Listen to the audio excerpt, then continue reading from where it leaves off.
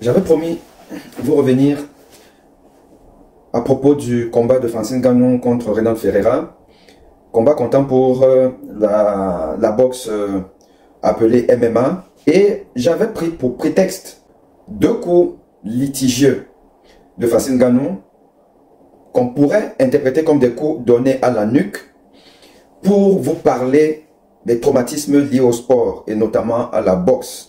Des traumatismes qui entraînent des lésions neurologiques irréversibles et même parfois la mort. Donc, une fois de plus, nous allons revoir cette image où le boxeur brésilien Ferreira, évidemment, se retourne, bon, peut-être pour se protéger, peut-être parce qu'il n'en pouvait plus, voilà, il s'est retourné avec l'aide certainement de la puissance de Francis Ngannou et avait donc le visage au sol, enfin vers le sol, et la nuque au-dessus, et donc directement en contact avec Francis Ngannou qui est au-dessus de lui. Et Francis Ngannou a donc asséné des coups comme il faut le faire, sur le côté, sur la tempe peut-être, voilà, parce que c'est ce qu'il faut faire.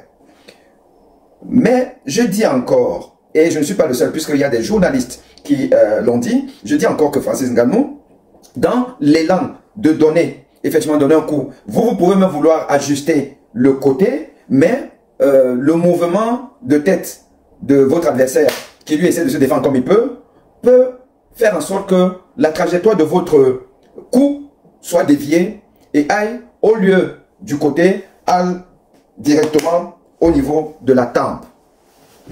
Et j'ai l'impression que le deuxième et le troisième coup de Francis, comme vous voyez là, le deuxième et le troisième étaient plus vers la nuque que sur le côté. Regardons encore. Et les journalistes de Canal Plus Sport l'ont d'ailleurs remarqué.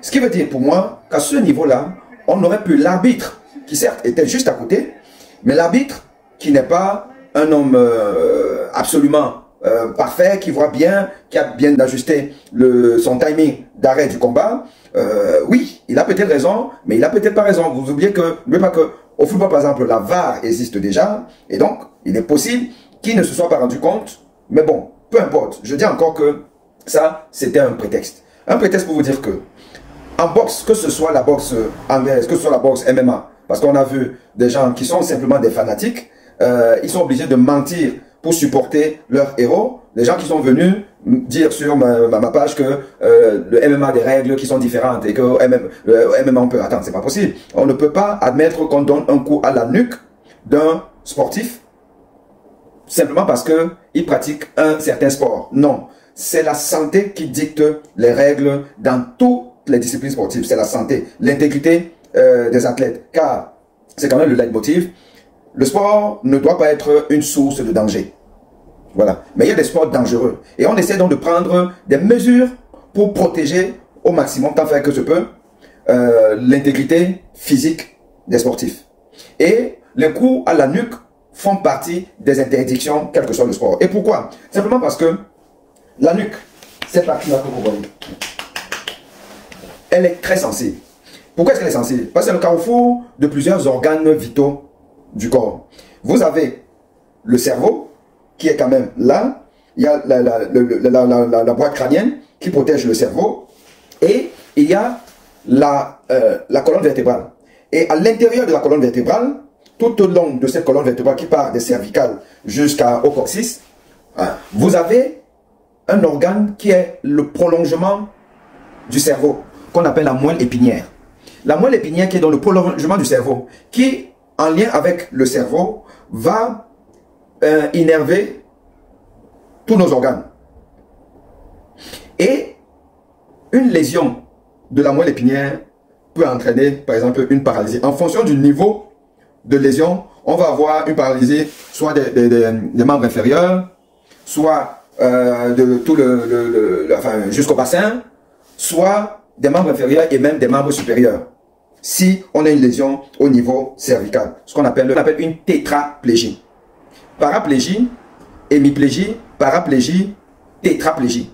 Voilà. Donc, un patient qui a donc une lésion au niveau cervical, va perdre l'usage de tous ses membres. Et aussi, un choc, parce qu'un coup de poing, et pas de n'importe qui, de Francis Ngannou, au niveau donc de la nuque, vous imaginez qu'il peut avoir une lésion par collision. Il peut avoir une lésion des vaisseaux sanguins du cerveau. Les vaisseaux sanguins du cerveau vont entraîner donc la lésion de ces vaisseaux sanguins du cerveau. Cette lésion va entraîner une hémorragie. Et laquelle hémorragie va comprimer la moelle épinière et entraîner cette fameuse paraplégie. En plus d'une certaine impotence fonctionnelle, donc lésion des fonctions supérieures, le malade peut perdre l'usage de la parole, peut perdre l'usage de la vigilance, il peut être neuneux, un légume. Je vous montre donc l'image d'un boxeur, je crois mexicain ou colombien ou péruvien, mais vous allez voir en fait la vidéo. Un boxeur qui vivait aux États-Unis, qui est rentré dans son pays, qui était d'une famille pauvre comme c'est toujours le cas, et qui a eu, donc, au cours d'un match, je crois que c'était un championnat du monde, contre un adversaire nord-américain, il a eu un coup au niveau de la nuque qui a entraîné sa chute. Il s'est relevé plus péniblement, il souffrait. Personne ne s'est rendu compte de la gravité du coup qu'il venait de recevoir. Après un petit temps d'arrêt et toute récupération, l'arbitre a demandé de reprendre. Son staff, d'ailleurs, a demandé de reprendre. Et il a repris le combat. Malheureusement pour lui, il a reçu un second coup au même endroit. Il est tombé. Voilà, il s'est relevé, c'était difficile. Et le round était fini, c'était le 9e round. C'était un combat en 10 rounds, mais son staff a pensé que le combat était fini. On lui a enlevé les gants. Quand c'est rendu compte que non, ce n'était pas fini, il restait un round. Mais bon, disqualification. Heureusement même encore. Mais bon, donc il a perdu le combat. Et quand il est rentré au vestiaire, il a perdu connaissance. Directement, transport à l'hôpital. Et je vous laisse suivre la vidéo pour voir en fait la fin de cette triste histoire. My name is Richard Colin Melendez. So you are your favorite boxer? That's the way. Are you your favorite boxer? Richard Colón Meléndez. L'histoire qui va changer quelque chose en toi. Né en Floride. Depuis son enfance, il a toujours rêvé d'être un boxeur.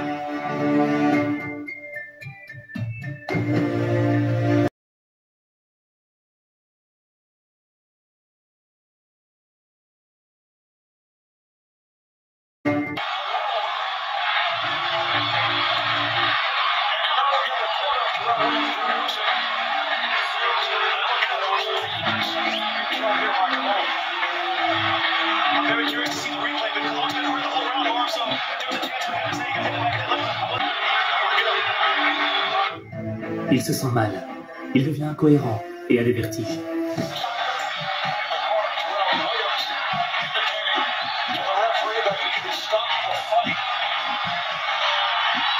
Richard s'approche du médecin de première ligne. Le docteur l'examine brièvement.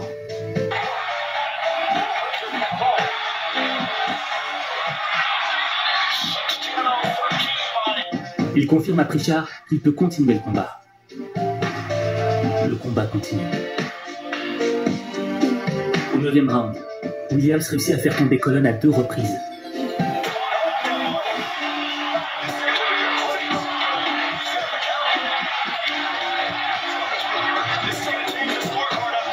Avec encore une fois un coup à l'arrière de la tête.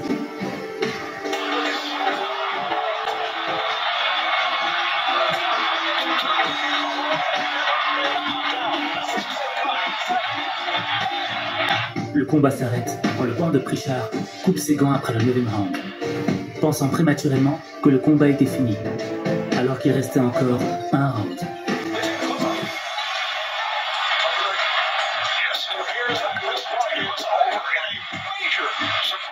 Colón sera disqualifié.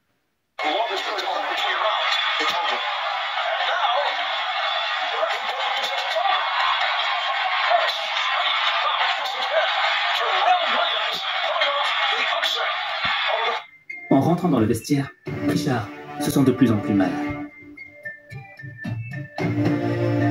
Il s'effondre et perd conscience. Il est directement ramené à l'hôpital. On On lui diagnostique une hémorragie cérébrale de 1,5 cm qui a jailli du côté gauche de sa tête. Il est entre la vie et la mort. Colon restera dans le coma pendant 221 jours. Le jour où il se réveille, il est dans un état végétatif. Il ne parle pas, ne bouge pas. Les médecins ont dit qu'il ne fallait plus rien attendre, que son cerveau était fini, qu'il ne pourrait plus jamais communiquer ou faire de mouvement. Alors que les médecins le pensaient fini, tous les efforts de ses parents commencent à payer. Prishtar parvient à l'exploit à réaliser de petits mouvements.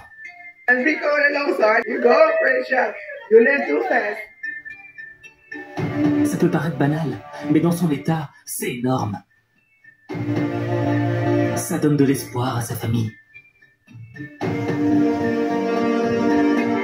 Ça nous rappelle que rien n'est impossible.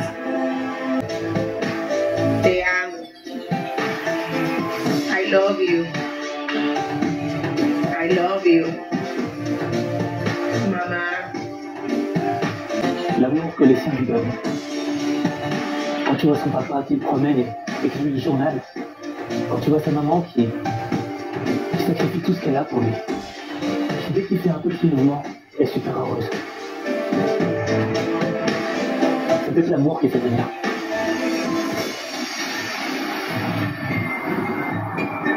J'ai pas de discours. Alors, vous avez compris? La nuque est l'une des parties du corps interdites de recevoir des coups, quel que soit le type de boxe. Quel que soit le type de boxe. Voilà. Donc, avis aux fanatiques, voilà, qui viennent sur la page d'un médecin enseignant pour venir distiller de la fausse information. Donc, nuque égale risque d'hématome cérébral ou cérébelleux dans le cervelet. Risque d'hématome avec conséquences dramatiques. Ou encore, il peut juste avoir au niveau donc, des cervicales, lésion, fracture d'une vertèbre cervicale qui va coincer un nerf et entraîner une fois de plus une paralysie. Voilà. Donc on peut être paralysé, on peut rentrer dans le coma, surtout si l'hémorragie est très importante, on peut rentrer dans le coma et en décéder. Donc il ne faut pas s'amuser avec ça. Et c'est pour ça que, en toute humilité, moi quand j'ai vu le combat, quand j'ai revu les images, quand j'ai vu ça, des formations professionnelles, j'ai pensé à un risque très important. Et je me suis dit que, pourvu que ce boxeur n'ait pas des soucis après. Parce que vous savez, quand il y a une lésion d'une artère ou d'une veine, le sang peut gicler progressivement. Donc vous allez, à la fin du combat, vous êtes à peu près bien portant, pour avoir un peu mal à la tête, bon, vous dites que c'est un coup que j'ai reçu, voilà, vous rentrez, et c'est des heures après que les soucis peuvent commencer. Des céphalées interminables, des vertiges, une vigilance qui commence à décroître, et vous rentrez dans le coma parce que le sang qui sort de votre vaisseau lésé va inonder une partie suffisamment importante pour entraîner des dégâts irréversibles. Donc, en général, ce genre de scène d'événement, il faut être en surveillance, il faut faire rapidement un scanner ou une IRM cérébrale pour s'assurer qu'il ne se passe rien et resté en surveillance pendant un certain temps. Parce que les chirurgiens et les neurochirurgiens doivent intervenir rapidement s'il y a un hématome. Ok les amis, à très bientôt.